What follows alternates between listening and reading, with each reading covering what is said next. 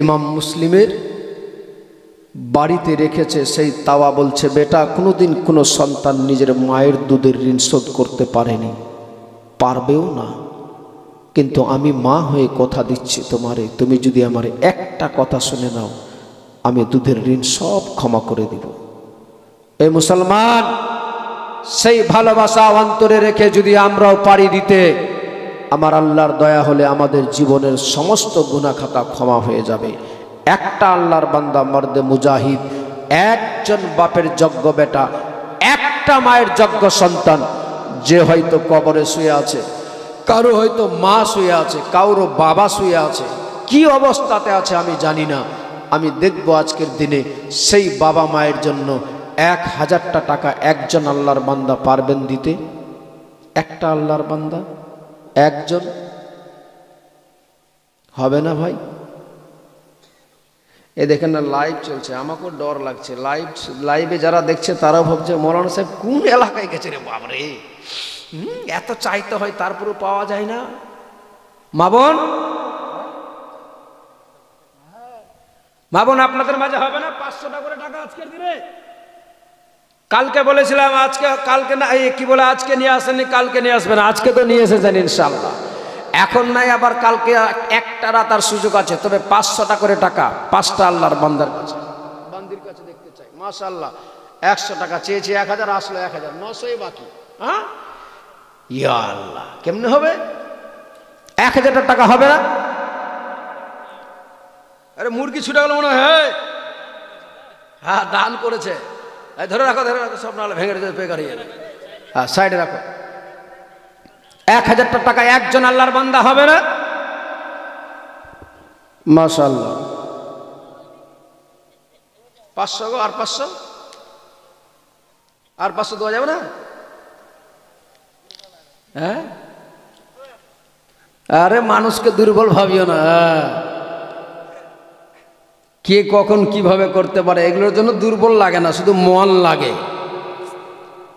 ভাই আমার 500 টাকা মুক্ত হস্তে দান করেছে 500 টাকা দান।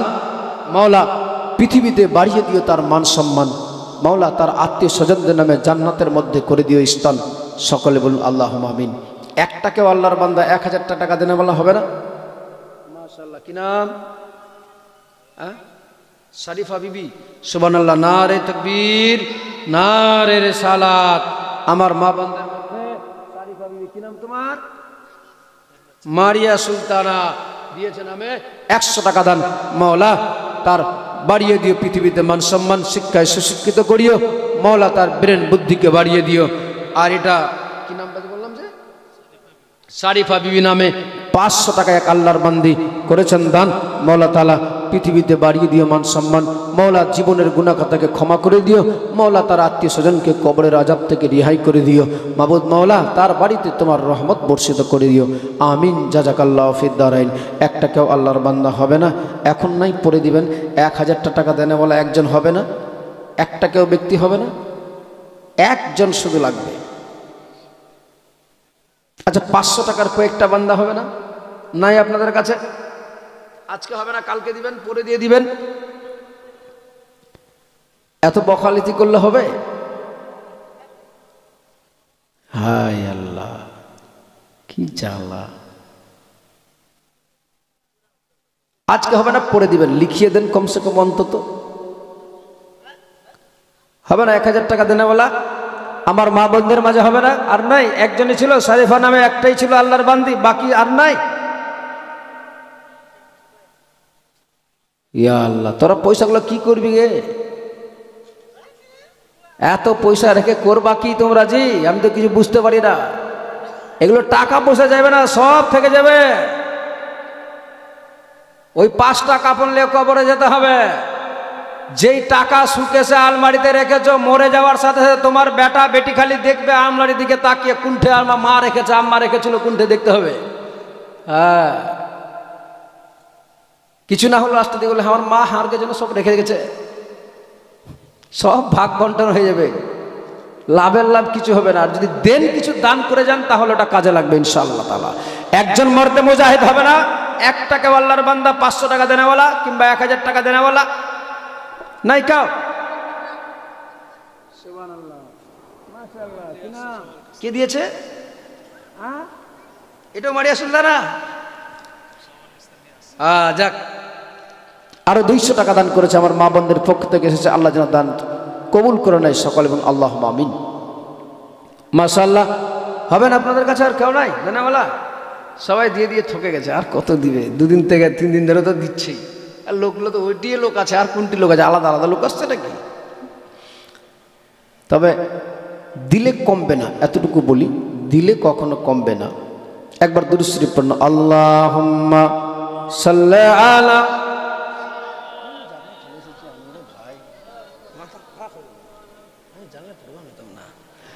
ওয়ালা আলে সাইয়্যিদিনা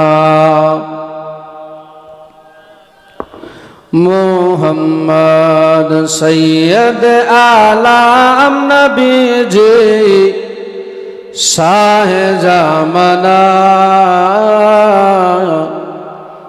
উম্মত কে তারাইতে নবী হলেন রওনা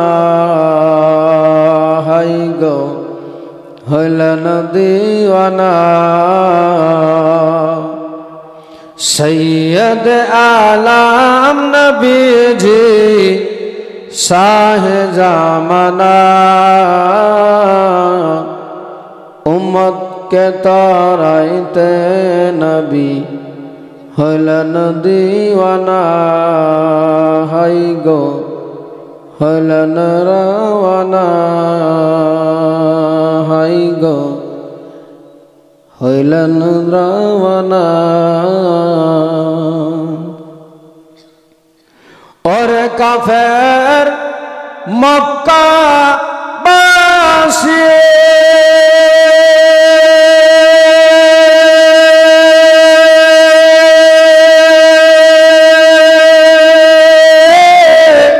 नबी जी के मारबे बोले घिरे बसलिए हाई गो घिरे बसलिए और काफेर मक्का बासी नबी जी के मारबे बोले घिरे बसलिए हाई गो घिरे बसलिए जहर है फाजत खुदा जहर है फाजत खुदा पाठाई फेरिस्ता उम्मत के ताराइते नबी হইলেন রওয়ানা হাই গো হইলেন দিওয়ানা সৈয়দ আলাম নবীজি শাহে জামানা উম্মত কে তারাইতে নবী হইলেন রওয়ানা হাই গো হইলেন দিওয়ানা হাই গো এরা টাকা দিবে না। হ্যাঁ 500 টাকা হবে না? 1 টাকা দিতে পারবে না? একজন আল্লাহর বান্দা 500 টাকা দেনে বলা মাশাআল্লাহ। সানিয়াজ খাতুন 500 টাকা, আল্লাহ যেন হাত না করে ফাঁকা। আচ্ছা বেনামি 505 টাকা, মাওলা তার জান্নাতের গেট তাদের নামে করে দিও ফাঁকা। মাওলা দিও জান্নাতি হাওয়া, জান্নাতি মেওয়া, জান্নাতি খাওয়া। সকলে মিলে বল আল্লাহুম্মা আমিন। নবী বলেন হযরত আলী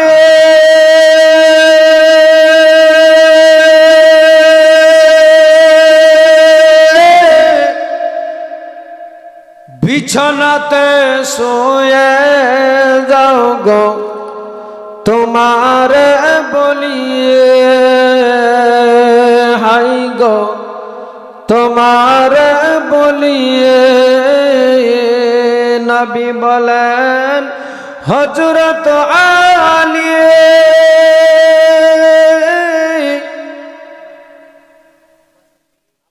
আচ্ছা যাই হোক, বেনামি মায়ের জন্য মা বোনদের পক্ষ থেকে 500 টাকা দান এসেছে। মওলা তার মাকে তুমি দিও জান্নাতের মধ্যে স্থান, দিও জান্নাতি হাওয়া, দিও জান্নাতি মেওয়া, জান্নাতি খাওয়া। বলুন আল্লাহুম্মা আমিন।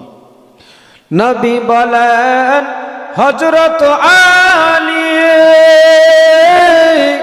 বিছানাতে শুয়ে যাও গো, তোমার বলি হাই গো, তোমার বলি। হযরত আলী শুয়ে গেলেন, হযরত আলী শুয়ে গেলেন ওই নবীর বিছানায়। উম্মতকে তরাইতে নবী হইলেন রাওয়ানা, হাই গো হইলেন দিওয়ানা। সৈয়দ আলম নবীজি শাহে জামানা,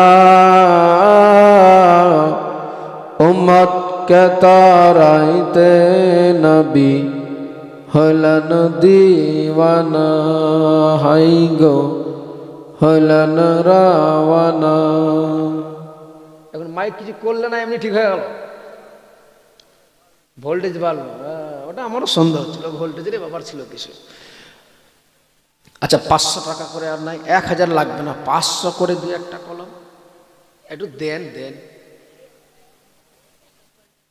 আপনার মনে হয় জানেন কোন ফকির মুলবি রে ভাই?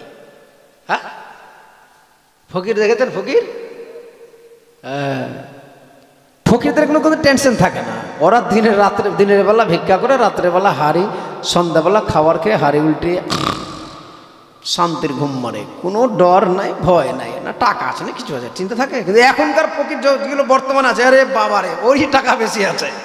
আপনি যদি গাড়ি ঘোড়াতে কাউকে বা যে কোনো ফকিরকে 1 টাকা 2 টাকা দেন, তো টাকা 1 টাকা দিবে না, আপনাকে 5 টাকা পকেটে বের করে দিয়ে দিবে। তার মানে 1 টাকার ফকির নাই এখন আছে না, 1 টাকা নিবে না, 5 টাকা দিতে হবে। একটা ফকির ছিল সেই সময়, অভাব, তো ফকির রাত্রেবেলা খাওয়ার খেয়ে দিয়ে নাক ডেকে ঘুমাচ্ছে, কিন্তু চোর বেরিয়েছে চুরি করতে। তো চোর যে বেরিয়েছে চুরি করতে, তো চোর কি শুনবে কোনো ধর্মের কাহিনী? এটা কে আছে না আছে, মৌলানা সাহেব আছে না আর কেউ আছে না, অমুক আছে তমুক আছে, এর কাছে চুরি করা যাবে না, ওর কাছে করা যাবে না, এটা বুঝবে কিছু? চুরি করেছে, করতে বেরিয়েছে মানে সাহিত্যের সময় থাকলে যে কাউকে ধরবেই, ছাড়বে না, বুঝলেন না? সাহিত্যের ব্যাপার থাকে ওদের। তো বেচারা প্রথমে চোর যখন বেরিয়েছে, কোথাও না গিয়ে দেখছে যে আর কোথায় যাবো, তো চল আগে এই ফকিরের বাড়িতেই ঢুকি। চাই না বেচায় বেচারা ফকিরের বাড়িতেই ঢুকে গিয়েছে।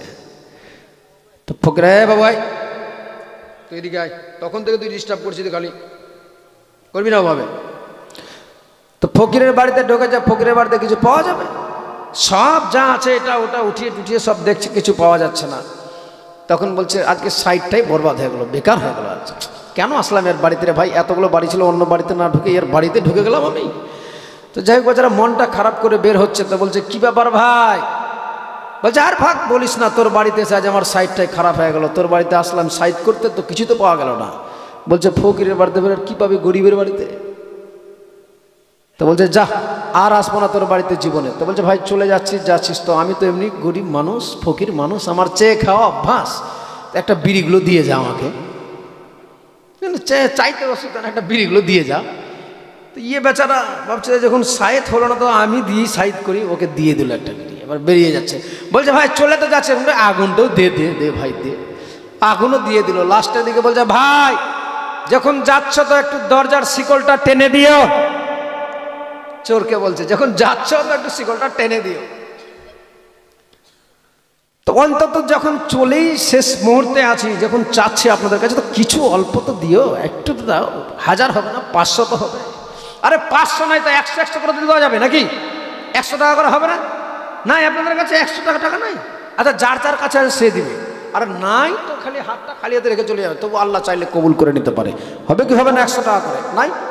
চেষ্টা করেন তো দেখি একটু হাত ভরে, 100 200 150 যা থাকে, যেটা থাকে একটু মুক্ত হস্তে দেওয়ার চেষ্টা করেন তো, চটচট করে তাড়াতাড়ি করে দেন যা পারবেন। আমার মা বোনদের কাছে আমি চেয়েছিলাম 5টা আল্লাহর বান্দির কাছে, 2-3 জন হয়ে গিয়েছে, কিন্তু আরও কয়েকজন বাকি আছে। ঘুরলাম অনেক জায়গাতে, কিন্তু আমার এখানকার মা বোনরা বাবা রে দেয় না তাড়াতাড়ি করে।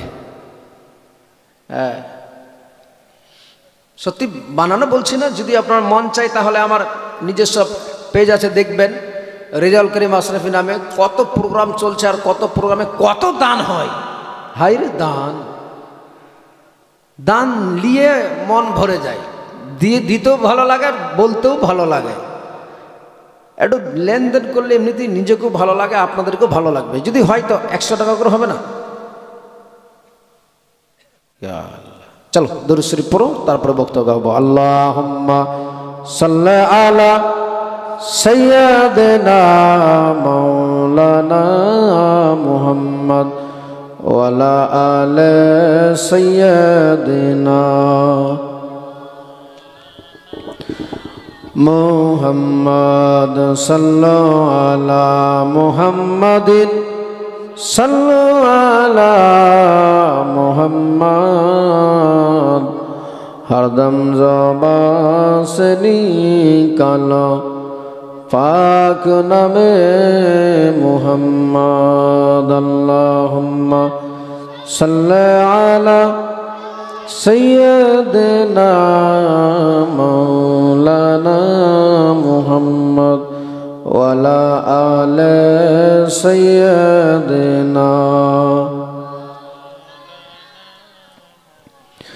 এ বেরাদার মুসলমান বাবাজি ভাইরা, আমার নবীর নামাজ ছিলেন ঘরের মধ্যে, তাওয়ার ঘরে। বেলালের মা বলে, মা বেটা রে, একটা কাজ করে দিতে হবে তোমারে, যদি পারো করে দিতে তাহলে আমি মা কথা দিচ্ছি তোমারে বেটারে, যদি পারো বেটারে আমি মা কথা দিচ্ছি তোমারে, তোমার দুধের ঋণ সব করে দিব ক্ষমা। আমার বেলাল বলেছিলেন সেই সময়, বলো মা বলো বলো কি করতে হবে। এ বেটা, আমাদের বাড়িতে মুসলিম আছে, মুসলিমের ছোট্ট ছোট্ট বাচ্চারা কাজী সরাইয়ের বাড়িতে। বেটারে, মুসলিমের বাচ্চাদেরকে তুমি যদি আমার বাড়িতে সকালবেলায় সূর্য উদয় হওয়ার আগে এনে হাজির করে দিতে পারো, বেটারে আমি কথা দিচ্ছি তোমারে, আমি মা হয়ে বলি বেটারে, সমস্ত দুধের ঋণ আমি তোমারে করে দিব ক্ষমা। হ্যাঁ মা, তুমি চিন্তিত হয় না, তুমি চিন্তা করো না, সকালবেলায় বেরিয়ে যাব মা, আমি কথা দিচ্ছি তোমারে মা, সূর্য উদয় হওয়ার আগে আমি চলে যাব। ওই বাচ্চা দুটিকে ইমাম মুসলিমের এনে হাজির করে দিব মা। বেরাদার, বেলালের মায়ের সারা রাত্রি ঘুম নাই, বেলালেরও ঘুম নাই রে বাবারে। দেখুন না, বেটা যাবে জাহান্নামে, মা যাবে জান্নাতে, এটাই তো পার্থক্য আছে বাবা। কেমন করে বেটা যাবে জাহান্নামে? লোভ লালসার কারণে, নবীর আওলাদের প্রতি প্রেম ভালোবাসা তার অন্তরে নাই বলে। আর এই বুড়ি যাবে জান্নাতে, একটাই কারণ ছিল বাবারে, নবীর প্রেমিক ছিল, নবী খানদানের উপরে তার ভালোবাসা ছিল। এই ভালোবাসার কারণে আমার মাওলা তাআলা তারে জান্নাত দিয়ে দিবে। দেখুন না বেরাদার, এই বুড়িটা যেমনি বলেছে, সারা রাত্রি বেলায় ঘুম নাই বেলালের মায়ের চোখে। মাবুদ আল্লাহ গো, কখন সকাল হবে? বেলা এই কি বলে, আমার বেটা বেলাল যাবে মুসলিমের বাচ্চা দুটিকে এনে ইমাম মুসলিমের হাতে যদি তুলে দিতে পারি, ইমাম মুসলিম খুশি হয়ে যাবে। আর ইমাম মুসলিম যদি খুশি হয়ে যায়, আমার নবী রাজি হয়ে যাবে। আর আমার নবী রাজি হয়ে গেলে আল্লাহ রাজি হয়ে যাবে। এ বেরাদার, ও আমার মায়েরা, আর এদিকে বেলাল জাহান্নামী কুকুরের ঘুম নাই সারা রাত্রি, সেভাবে কখন সকাল হবে।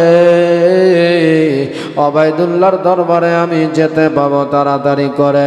এই বেলাল যে ইমাম মুসলিম যে আমার বাড়িতে আছে, বেলাল ওবাইদুল্লাহর দরবারে যদি বলতে পারি তাহলে ওবাইদুল্লাহ ইবনে জিয়াদ আমারে অনেক ইনাম দিবে, অনেক অর্থ পাবো, আমি টাকা পাবো, অর্ধেক রাজ্যের মালিক হয়ে যাব।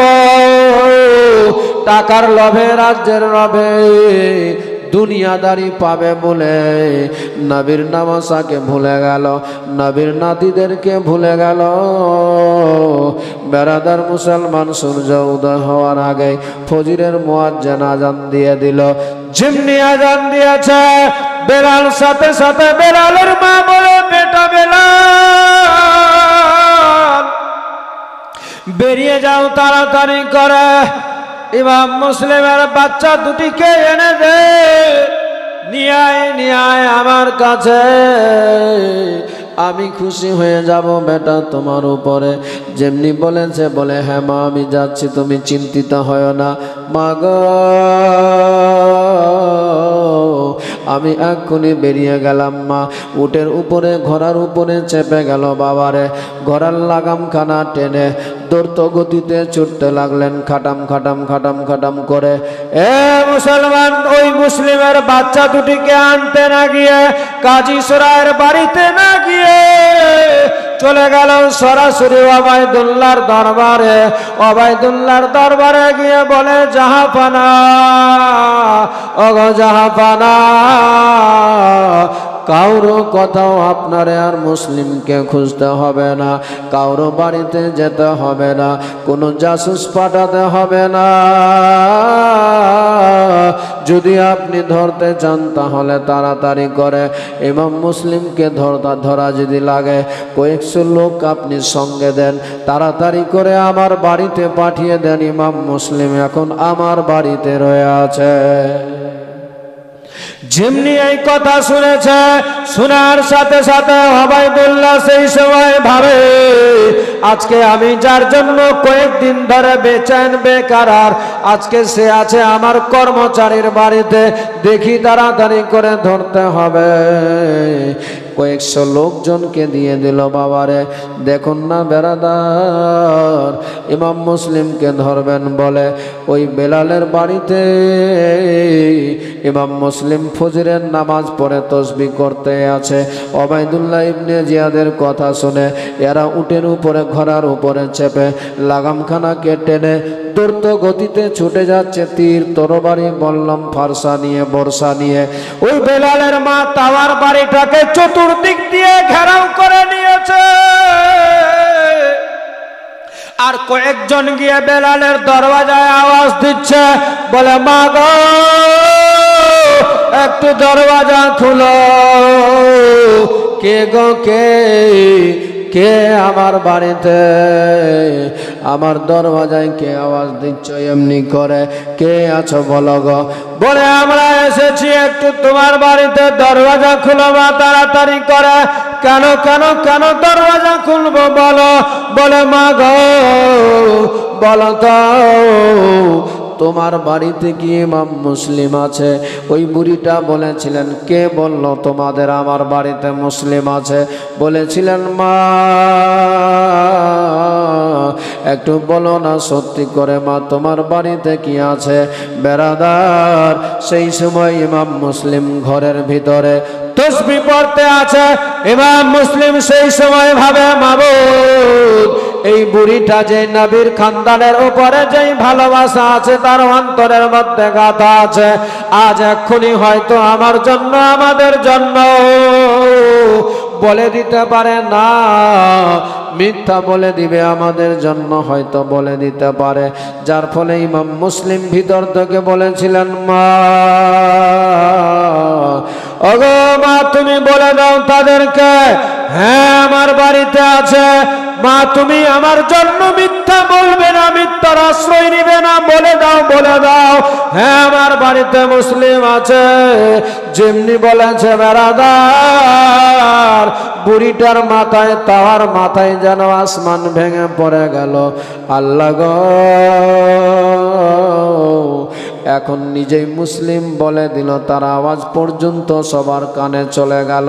বেরাদার মুসলমান বাবাজি ভাইরা, ইমাম মুসলিম সেই সময় ভেবেছিলেন, মাবুদ ওগো আল্লাহ তাআলা, এখন যদি আমি ভিতরে থেকে যাই তাহলে তারা ঘর বাড়ির দরওয়াজা ভেঙে দিবে, এই অসহায় বুড়িটার ঘর বাড়িকে ভেঙে নিতে পারে।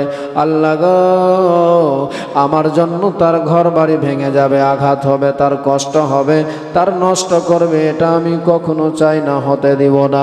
যার জন্য ইমাম মুসলিম বালিশের মধ্যে তরবারিটা রাখা ছিল, ওই তরবারিটাকে হাতে নিয়ে বেরিয়ে গেলেন। বাবারে বলতে লাগলেন, মা তুমি চলে যাও ভিতরে, দেখি তারা কেন আমারে খুঁজতে লেগেছে। ইমাম মুসলিম দরওয়াজার সামনে চলে গেলেন। যেমনি দরওয়াজাটা খুলেছে, ইমাম মুসলিমের উপরে যেন আক্রমণ চালাতে লেগে গিয়েছে। তীর তরবারি বললাম ফারসা মারে। ইমাম মুসলিম নবীর নওয়াসায় একাই তরবারি থামে, তিনিও থেমে আবার তরবারিটাকে টেনে মারে। তারা শত শত মানুষ থাকার পরেও ইমাম মুসলিমের কাছে টিকতে পারে না। বাবারে, ইমাম মুসলিম একাই যেন তাদের সঙ্গে মোকাবিলা করে যাচ্ছে। কিন্তু বেরাদার, নবীর নওয়াসা ইমাম মুসলিম কত আর চালাবে তরবারি, তারা নানা রকম আঘাত চালায়। ইমাম মুসলিম একা তাদের থামে, একসঙ্গে শত শত বর্ষা তারা মারে। ইমাম মুসলিম শত চেষ্টা করার পরও বেরাদার কিন্তু তাদেরকে আর পারে না তাদের সাথে। ইমাম মুসলিম দেখছেন যে কেমনি করে মারা যাবে। ইমাম মুসলিমও শত চেষ্টা করে। ওই বেঈমানেরা যখন দেখে ইমাম মুসলিমের সঙ্গে এমনি পারা যাচ্ছে না, এমনি মোকাবিলা করা সম্ভব নয়, তখন একজন মুকাতিল নামে এক জাহান্নামী বেঈমান চলে গেলেন বাবা বুড়িটার ছাদের উপরে, চেপেছে একটা বড় তরবারি নিয়ে নিয়েছে। বাবা, যে বিশাল বড় তরবারি ছিল, অনেক ওজন ছিল। ওই তরবারিটাকে উপর থেকে ইমাম মুসলিমকে নিশানি করে এমন চড়েছে, ছাড়ার মতো আইডিয়া টার্গেট করে ইমাম মুসলিমের মাথায় চাড়তে যাবে। সে ভেবেছে চিরতরে যেন মুসলিম বিদায় হয়ে যাবে। বেরাদার, ইমাম মুসলিমের নজর চলে গেল উপরে, হঠাৎ করে পড়েছে। সাথে সাথে ইমাম মুসলিম মাথাটাকে একটু সরিয়ে নিয়েছে। যেমনি সরিয়েছে, কিন্তু তবু ইমাম মুসলিমের নাকের মধ্যে লেগে গেল। বাবারে, যেমনি ঠোঁটে লেগেছে, নাকটা আর ঠোঁটটা যেন কেটে গেল। বাবারে, তরবারি মাটিতে পড়ে গেল ফিনকি মেরে। ইমাম মুসলিমের যেন রক্ত বয়ে যেতে লাগলো। ইমাম মুসলিমের সারা শরীরে ক্ষত বিক্ষত হয়েছে, সারা শরীর থেকে রক্ত বয়ে যাচ্ছে।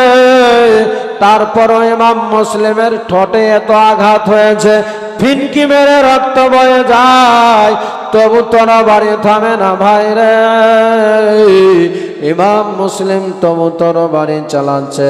তখন ওই বেঈমানেরা দেখে বুঝতে পেরেছিল, ভাই রে, এখন কেউ আমরা পারবো না মুসলিমের সঙ্গে।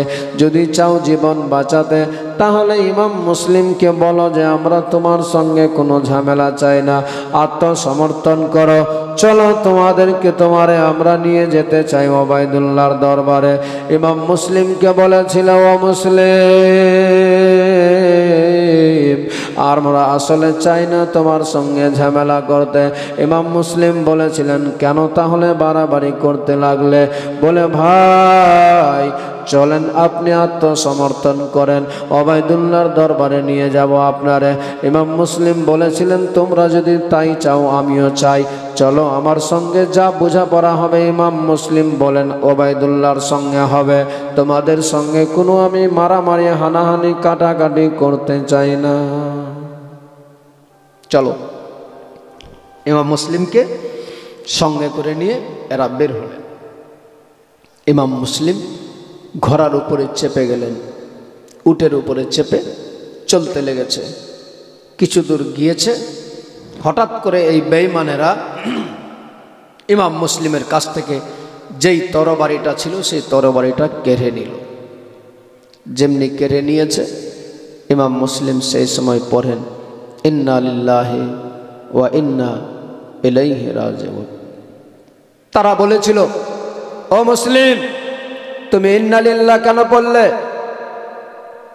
বলে, আমি জানি, আমি এই জন্যই পড়লাম, যখন আমার হাতে তরবারি ছিল আমার দীর্ঘ বিশ্বাস ছিল নিজের উপরে যে তোমরা কেন, তোমাদের মতো আরো শত শত মানুষ যদি আসে, আমার দেহে যদি এক বিন্দু আমার নবী পরিবারের দেহে, আমার দেহে যদি রক্ত থাকে, তাহলে তোমরা আমারে কেউ মারতে পারবে না। যার ফলে আমি এই জন্যই ভাবছি, এখন যে তোমরা আমার কাছ থেকে তরবারিটা কেড়ে নিলে, আমি বুঝতে পারলাম আমার কোমর ভেঙে গেল, এখন তোমরা আমারে যে কোনো সময় হয়তো মেরে দিতে পারো, এই জন্য আমি ইন্না লিল্লাহ পড়ে নিলাম, তবে তোমরা আমারে মেরে কোনো লাভ পাবে না। ইমাম মুসলিম বলেছিলেন, তোমাদের সঙ্গে আমার কোনো ঝামেলা নাই, কোনো কথা নাই, আমি চাই সরাসরি আমাকে নিয়ে চলো ওবায়দুল্লাহর দরবারে। এ মুসলমান, আজ আমরা কোথায়? আমাদের ঈমান কোথায়? আজ আমরা যারা নবীর নওয়াসা ইসলামকে প্রতিষ্ঠিত করার জন্য, ইসলামকে জিন্দা রাখার জন্য তারা নিজের আল আওলাদকে, নিজের সন্তানকে বিলিয়ে দিল, নিজের জীবন দিয়ে দিল। এ মুসলমান, এ 16 মাইলের মুসলমান, আরামে ঘুম মারো, এ ঘুম হবে না, একদিন তোমারও জবাব দিতে হবে। যে নবীর নওয়াসারা যারা নিজের জীবন দিয়ে দিল মানব জাতির কল্যাণার্থে, মানব জাতিকে সঠিক পথ দেখানোর জন্য, অসৎকে সমর্থন করলো না, মিথ্যুককে সমর্থন করলো না, নবীর নওয়াসা, নবীর নাতি বুঝিয়ে দিল হক কাকে বলে, বাতিল কারে বলে, বুঝানোর জন্য শেষ পর্যন্ত তাদেরকে জীবন দিতে হলো। তারা কত আঘাত খেতে হয়েছে, তাদেরকে ভুকা পিয়াসা, দানা নেই, পানি নেই, সমস্ত কিছু ছেড়ে ভুক পিয়াসা অবস্থাতে তারপরেও তারা আমার নবীর উম্মতিকে সঠিক পথ দেখানোর জন্য তারা নিজের জীবন দিয়ে দিল। আজ আমরা জীবন থাকতে সেই তাদের জীবনী শুনতে, তাদের কথা শুনতে আমরা যদি বকালতি করি, আমরা যদি শান্তির ঘুম মারি, আমাদেরকেও একদিন খোদার দরবারে জবাব দিতে হবে, রিহাই পাবে না। এখানে যতই করো বাহানা, যতই দেখাও বাহাদুরি, এখানেই চলবে। চোখ বন্ধ হয়ে গেলে তোমার বাহাদুরি, তোমার পাওয়ার, তোমার ক্ষমতা সব মিনিটের মধ্যে মাটিতে মিশে যাবে। কোনো পাকামো চলবে না, কোনো বাহাদুরি চলবে না। মাটির চাপে তোমার পাজরের হাড় ভেঙে চাকনা চুর হয়ে যাবে, কিছুই থাকবে না বাহাদুরি। অতএব যদি পারো নবীর নওয়াসাদের জিন্দেগানি শুনে নিজের ঈমানটাকে তাজা করো। দেখো কেমন ছিল তারা, বুঝো কেমন ছিল তারা, একবার ভাবো তারা আমাদের জন্য কি করে গিয়েছে। ইমাম মুসলিম অসৎকে সমর্থন না করে সরাসরি চলে গেলেন ওবায়দুল্লাহর দরবারে। সামনে, গেটের সামনে ছিল একটা সরাই, একটা কলসি পানি ছিল। ইমাম মুসলিম সেই সময় বলেছিলেন, এ ভাইয়েরা, একটু আমারে পানি দিবে, একটু পানি দিবে, বড় পিপাসা লেগেছে ভাইরে, পিপাসার জ্বালা আর সহ্য করতে পারছে না, পাওয়া যাবে। সেই সময় তারা পানি দিল না, তাদের অন্তরে মায়া হলো না, দয়া হলো না। ইমাম মুসলিমকে সরাসরি নিয়ে চলে গেলেন ওবায়দুল্লাহর দরবারে। ওবায়দুল্লাহর দরবারে যেমনি নিয়ে গিয়েছে, ওবায়দুল্লাহ ইবনে জিয়াদ বলে, ও মুসলিম, তোমার হাতে এখনো সময় আছে, এখনো সুযোগ আছে। তুমি যদি চাও নিজের জীবন বাঁচাতে, তুমি যদি চাও নিজের আওলাদদেরকে বাঁচিয়ে নিতে, তা হতে গেলে তুমি আমার হাতে হাত রেখে আত্মসমর্থন করো। আমার হাতে হাত রেখে তুমি মেনে নাও যে এজিদ যা করছে সেটাই সঠিক হবে। সেই সময় আমার মুসলিম আকা বলেছিলেন, मर्द हक बातिल से खौफ खा नहीं सकता, सर काटा सकता है लेकिन सर झुका नहीं सकता। তোমার মতো মিথ্যুকের হাতে আমি নবীর নওয়াসা হাত রাখবো, এটা ভাবলে কি করে, এটা মনে করলে কি করে? জীবন দিয়ে দিব। তোমাদের মতো মিথ্যুককে আমি সমর্থন করব না। আর যদি সমর্থন করে যায়, আমার নবীর উম্মতিরা থাকবে পৃথিবীতে, তখন বহু ফিরকা থাকবে। সেই সময় তারা সঠিকটা বেছে নিবে, সঠিকটা বুঝে নিবে যে কারা ইসলামের জন্য সঠিক দিশারি দেখানোর জন্য, নবীর উম্মতিকে সঠিক পথ দেখানোর জন্য কারা জীবন দিয়েছে, কারা বাটোয়ারি করেছে। অতএব জীবন দিয়ে দিব, তোদের মতো মৃত্যুকে সমর্থন করব না।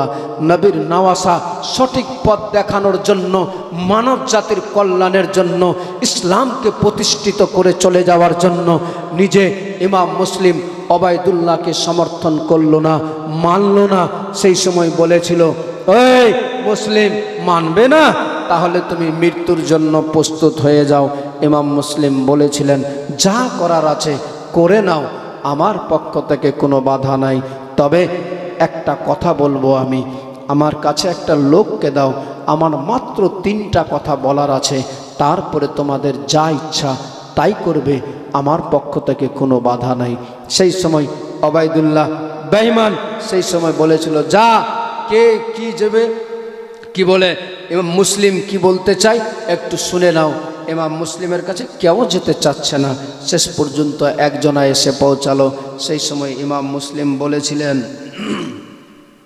ও ভাই, তুমি ভালোভাবে জানো আমার এখন কি অবস্থা, আমার কথায় রাখা হয়েছে, তোমার জানা আছে। ভাইরে, কিছুক্ষণের মধ্যে আমার মেরে দেওয়া হবে, তুমি জানো ভালোভাবে। ইমাম মুসলিম বিড়বিড় করে ওই লোকটাকে বোঝাচ্ছে, মুসলমান, আমার নবীর নওয়াসা ইমাম মুসলিম তার কাছে বলে, ও ভাই রে, আমারে মেরে দেওয়া হবে এক্ষুনি, তবে তোমার একটা কথা বলবো, রাখবে কিনা বলো। আমার নবীর নওয়াসা ইমাম মুসলিম বলেছিলেন, ভাই রে, একটা কথা বলবো, তোমার শুনতে হবে, এর বদলা আমি দুনিয়ায় দিতে পারবো না, তবে আমার নবী মুস্তাফাকে বলে তোমারে আমি সুপারিশ করে জান্নাতে নিয়ে যাব। এ মুসলমান, সেই সময় লোকটা বলেছিল, বলেন বলেন কি এমন কাজ রয়ে আছে? ইমাম মুসলিম বলেছিলেন, ও ভাই রে, 1 নম্বর কথা হলো একটা কাজ করবে, আমার হুসেন আকাকে আমি চিঠি করেছি মক্কাতে, হয়তো মনে হয় কি বের হয়ে গিয়েছে মক্কা থেকে। ভাই রে, তুমি একটু ঘোড়ার উপরে চেপে দ্রুত গতিতে সামনে দিকে গিয়ে বলবে, বাধা দিবে ইমাম হুসেন যেন সপরিবার নিয়ে এই কুফার মতো জায়গাতে এসে না পৌঁছে যায়। আর যদি পৌঁছে যায় ভাই রে, তাহলে আমার পরিবারের সবাই বিপদে পড়ে যাবে, মুসিবতে পড়ে যাবে। আমার হুসেন আকা যেমনি এসে দেখবে এই মুসিবতে পড়ে যাবে, সেই সময় ভাববে, আল্লাহ, আমার মুসলিম বিপদে পড়ে গিয়েছিল, যার ফলে হয়তো আমারও বিপদে ফেলে দিল। ভাই রে, আমার মুসলিম, আমার হুসেন আকা যদি এই কথা ভেবে নাই, তাহলে আমার দুনিয়া আখিরাত সব বরবাদ হয়ে যাবে। ভাই রে, এই কাজটা একটু দয়া করে তোমার করে দিতে হবে। 2 নম্বর কথা হলো, ভাই রে, আমার এই বডিটাকে এক্ষুনি কিছুক্ষণের মধ্যে মেরে দেওয়া হবে, আমার এক্ষুনি হয়তো ফেলে দেওয়া হবে, আমার জীবনটা চলে যাবে, আমার প্রাণ পাখি চলে যাবে। ভাই, আমার বডিটাকে আমারে মারার পরে একটু তুমি একটা কাজ করবে, ঘোড়ার উপরে চাপিয়ে কিংবা উটের উপরে চাপিয়ে মদিনার দিকে একটু হাঁকিয়ে দিবে, যেন আমার মদিনার দিকে আমার বডিটা চলে যায় নিয়ে। ও ভাই, তৃতীয় নম্বর কথা হলো, এখানে এসে একটা লোকের কাছে আমার একটা টাকা নেওয়া আছে, 150 টাকা হয়েছে। কোনো কেতাবে পাওয়া যায় 140 টাকা পাবে, কিংবা 150 দিরহাম ছিল বাবারে, 150 টাকা পাবে। ভাইরে, আমার এই ঘোড়াটাকে বিক্রি করে দিবে, বিক্রি করে এই টাকাটা দিয়ে একটু পরিশোধ করে দিবে। ভাইরে, আল্লাহর দোহাই লাগে, নবীর ওসিলায় লাগে, একটু দয়া করে যেই কথাগুলো বললাম তুমি অন্তরে রেখে নিবে, কাউরে জানাবে না। ওই কথাগুলো অক্ষরে অক্ষরে পালন করবে। যদি পারো করতে, আমার নবী মুস্তাফা তোমার উপরে খুশি হয়ে যাবে। এ বেরাদার মুসলমান বাবারে, এরা তো অন্ধকার যুগে ডুবে গিয়েছিল, এরা অর্থের কারণে সব ভুলে গিয়েছিল। আজও পর্যন্ত কিছু মানুষ আছে অন্ধকার যুগে ডুবে গিয়েছে, নবীর ভালোবাসা অন্তর থেকে উঠে গেছে, নবীর প্রতি অনেক রকমের প্রশ্ন মনের মধ্যে জেগে যাবে। একটা কথা মনে রাখবেন মুসলমান, নবী ছাড়া বিকল্প রাস্তা অন্য কোনো পাওয়া যাবে না, যাবে না। আমার নবীর নওয়াসা যা যা বলেছে, যা যা বলল, সব কথাগুলো ওই ওবাইদুল্লাহ বেঈমানের কাছে তুলে ধরে নিল। বলে, জাহাপানা দেখুন না, আমারে 3টা কথা বলেছে। ওবাইদুল্লাহ ইবনে জিয়াদ বলে, কি কি বলেছে বল বল তাড়াতাড়ি করে। যেমনি বলেছে সঙ্গে সঙ্গে কথাগুলো বলে দিল। সেই সময় ওবাইদুল্লাহ ইবনে জিয়াদ বলে, ও মুসলিম, তুমি যে 3টা কথা বলেছ তার মধ্যে একটাই কথা মানা যাবে, বাকি 2টা কথা মানা যাবে না, যাবে না। বলে, কি মানা যাবে? বলে, মুসলিম, তুমি যে বললে প্রথম নম্বরে 1 নম্বর কথাটা যে বলেছ, হুসেন যেন না আসে, তারে যেন বাধা দিয়ে দেয়। ও মুসলিম, কান খুলে শুনে নাও, তুমি, তোমার হুসেনও আসবে, হুসেনের পরিবার আসবে, তারা যদি না মানে তোমার যা এখন অবস্থা হবে তাদেরও তাই অবস্থা হবে। কোনো মতোই কেউ বাধা দিতে পারবে না, কেউ নিষেধ করতে পারবে না। ইমাম মুসলিম, সেই সময় ইমাম মুসলিমের চোখ দিয়ে টস টস করে অশ্রু বয়ে যাচ্ছে। বলে, আল্লাহ, ওগো আল্লাহ গো, এখন আমার জন্য আমার নবী পরিবারের সবাই বিপদে পড়ে যাবে। একটা চিঠি করার কারণে আজকে সবাই মুসিবতে পড়ে যাবে। বেরাদার, আমার নবীর নওয়াসা কেমন ধৈর্য ধরে দাঁড়িয়ে আছে, ধৈর্য ধারণ করে। সেই সময় বলে, ওই বেঈমান নাস্তিক বলে, মুসলিম, তুমি যে 2য় নম্বর কথাটা বললে, যে তোমার কি বলে বডিটাকে সোনার মদিনার দিকে রেখে দিতে হবে, সোনার মদিনার দিকে উটের উপরে কিংবা ঘোড়ায় চাপিয়ে হাঁকিয়ে দিতে হবে। মুসলিম, তুমিও আমার কথাটা মনে রাখো। যে ইয়াজিদকে তুমি মানলে না, যে ওবাইদুল্লাহ ইবনে জিয়াদের হাতে সমর্থন করলে না, যারে তুমি হাতে হাত রাখলে না, আমি আজ কথা দিচ্ছি তুমি এটুকু মাথায় রাখবে, তোমার বডিটাকে আমি এমন পৃথিবীর এমন কোনায় এমন জায়গায় পৌঁছাবো, এমন জায়গায় রেখে দিব, পৃথিবীর কোনো মানুষ তোমার বডিকে খুঁজে পাবে না। এ মুসলিম, তবে তুমি 3 নম্বর যে প্রশ্নটা করে, যে কথাটা বলেছ, যে তোমার কিছু ঋণ আছে, তোমার ঘোড়াটা বিক্রি করে এটা ঋণ পরিশোধ করে দেওয়া যাবে, এই কথাটা 3 নম্বর কথাটা রাখা যাবে, বাকি 2টা কথা রাখা যাবে না। তোমার হুসেন আসবে, তোমার হুসেন না মানলেও তার জীবন যাবে। তুমি এখন বললে, তুমি যদি মেনে নাও এখনো সময় আছে, তোমার জীবন বেঁচে যাবে, নচেত তোমার বডিটাকে আমি পৃথিবীর এমন কোনায় পৌঁছে দিব, পৃথিবীর কোনো মানুষ খুঁজে পাবে না। ইমাম মুসলিম বুঝে গেলেন, জানি এ আর কোনো কথা শুনবে না। ইমাম মুসলিম বলেছিলেন, আমি জানি জানি জানি তোমার অন্তরে আল্লাহ তাআলা মোহর মেরে দিয়েছে, কালি কয়লা হয়ে গিয়েছে, তুমি আজ আমার কোনো কথা শুনবে না, কোনো কথা মানবে না। আমি বুঝতে পেরে গিয়েছি, এবার তোমার যা করণীয় আছে তুমি আমার সঙ্গে করতে পারো, আমার পক্ষ থেকে কোনো বাধা নাই, আমি আর নিষেধ করতে যাব না। বেরাদার, ইমাম মুসলিমকে সেই সময় মৃত্যুর জন্য দাঁড় করে দিয়েছে। ইমাম মুসলিমকে বলে, ও মুসলিম, বলো বলো, এখনই তোমার জীবন নেওয়া হবে, এখনই তোমার শিরচ্ছেদ করা হবে, শির মাথা থেকে, দেহ থেকে মাথাটাকে আলাদা করা হবে। মুসলিম, তোমার শেষ কি কিছু চাওয়া আছে? সেই সময় ইমাম মুসলিমের পিপাসায় যেন কলেজা ফেটে যাচ্ছিল, বলেছিল, ভাইরা একটু কেউ আমারে তোমরা পানি দিবে, পানি দিবে। ইমাম মুসলিম যেমনি বলেছিল, সেই সময় ওবায়দুল্লাহ বেঈমান বলে, দিয়ে দে একটু, মুসলিমের হাতে শেষ চাওয়া আছে।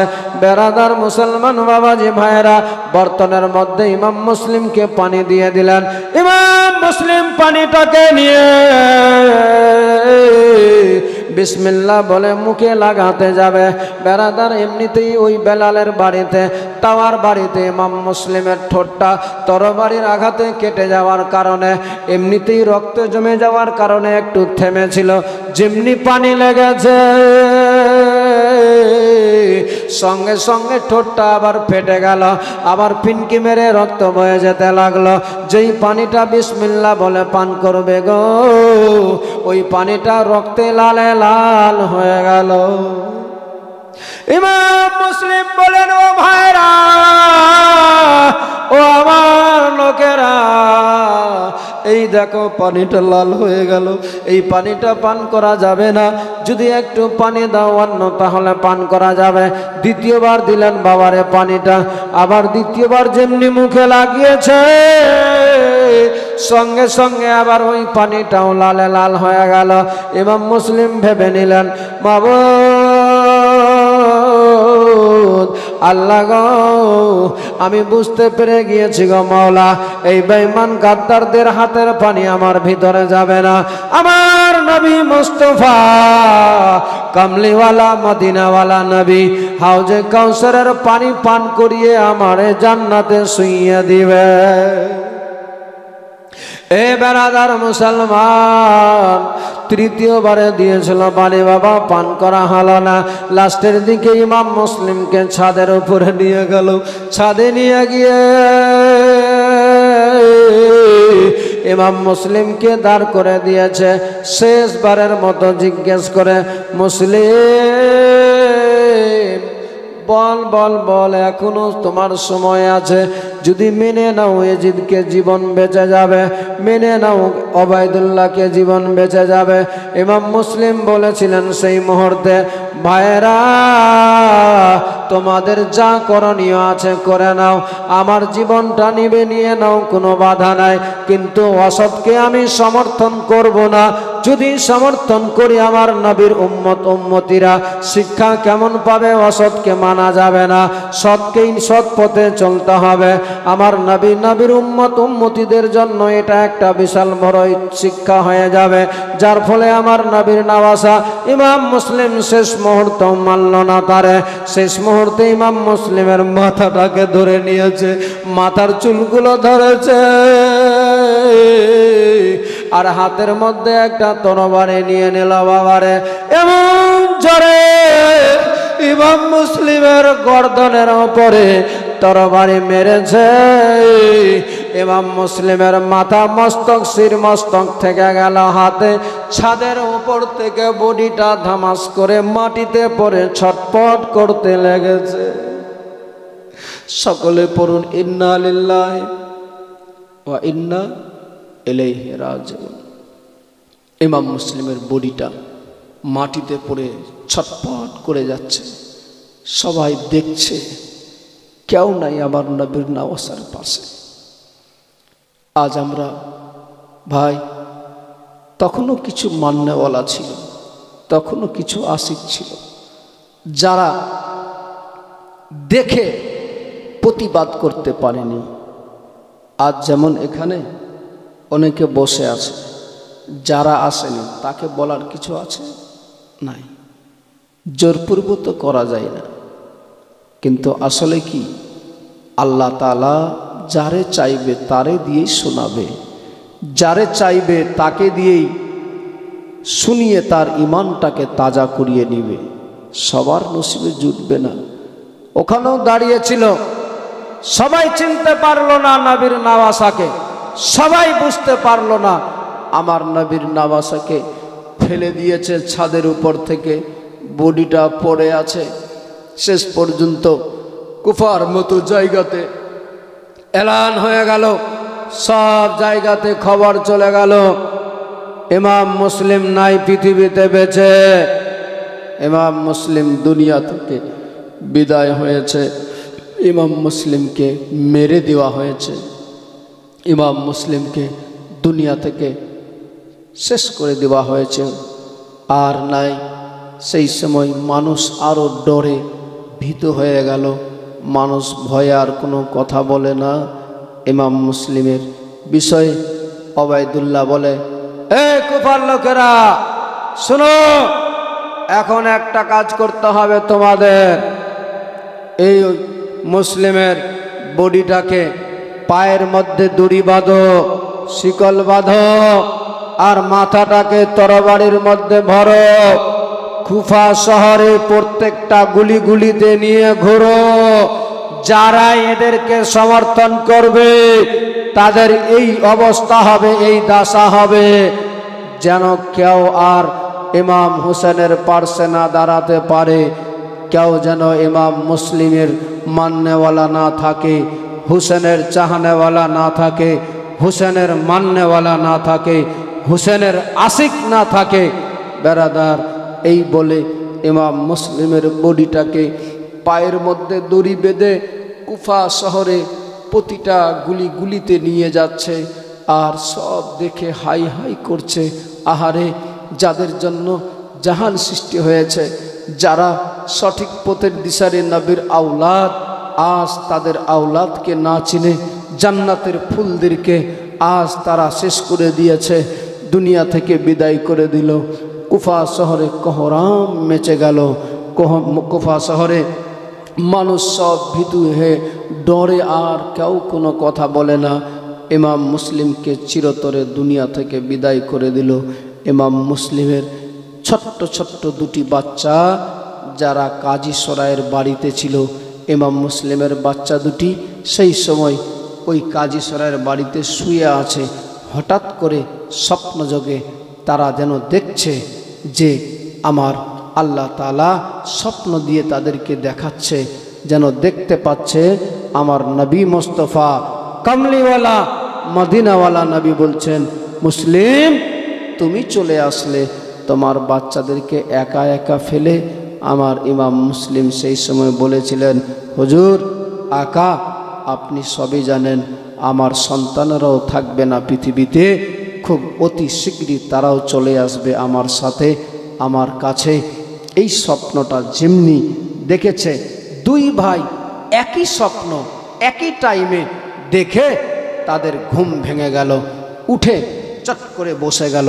ইমাম মুসলিমের বাচ্চা দুটি হাউ মাউ করে কাঁদতে লেগে গেল। ছোট ভাই বলছে, ভাই রে কেন কাঁদছ? বলছে, ভাই আমি এই স্বপ্ন দেখলাম। ইব্রাহিম বলে, ভাই রে আমিও তাই একই দেখলাম, তুমি যা দেখেছ আমিও তাই দেখেছি, তাই মনে হচ্ছে এর মানে কি, তাহলে কি আমার পিতা আমাদের বাবাকে আমাদের ছেড়ে চলে গিয়েছে? এই কথা বলতেই আছে বেরাদার, চোখে পানি থামে না। ছোট্ট ছোট্ট বাচ্চারা কি হয়েছিল, একবার দুরূদ শরীফ পড়ুন, আল্লাহুম্মা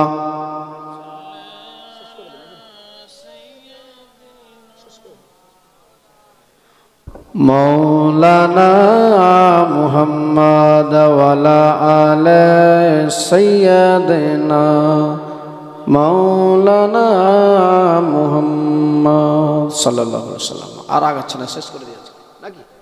কালকে দেখা যাবে, কালকে শেষ রাত আছে, যতক্ষণ থাকবেন বসে ইনশাআল্লাহ তাআলা কালকে আমিও শুনিয়ে আমিও রেস্টে বসবো, কারণ কন্টিনিউ টানা চলছে বলে আমি আর, কারণ প্রচণ্ড থকে পড়েছি। আর এমনিতে আরও বেশি থকে গেছি এই জন্য যে লোকজন যে নাই, আরও মনে হচ্ছে অসুস্থ বোধ হয়ে গেছি নিজেকে। যদি একটু সবাই থাকে অ্যাক্টিভিশন মানুষের মধ্যে আনন্দিত একটা, নিজেকেও ভালো লাগে বলতে এবং শুনতেও ভালো লাগে। তবে অতএব আগামীকাল শেষ রাত্রি হবে, আমি প্রত্যেককেই বলবো মা বোনদের কাছে, মা বোন দোয়া করে যাবে। সবার কাছে আমার অনুরোধ যে আগামীকাল শেষ রাত্রি আছে, সবাই মিলে একত্রিত হয়ে মুক্ত হস্তে নবীর আওলাদের প্রেম ভালোবাসা অন্তরে রেখে সবাই মিলে সবাই সব্বাকে দাওয়াত করে সবাইকে নিয়ে আসার চেষ্টা করবেন। আর শেষ রাত্রিতে বেশি বেশি করে দান করার চেষ্টা করবেন। এই বলে আর আজকে বেশি কষ্ট দিব না, সকলে দাঁড়িয়ে যান, একটু ক্যাম্প করে নেন। ইয়া নবী সালাম।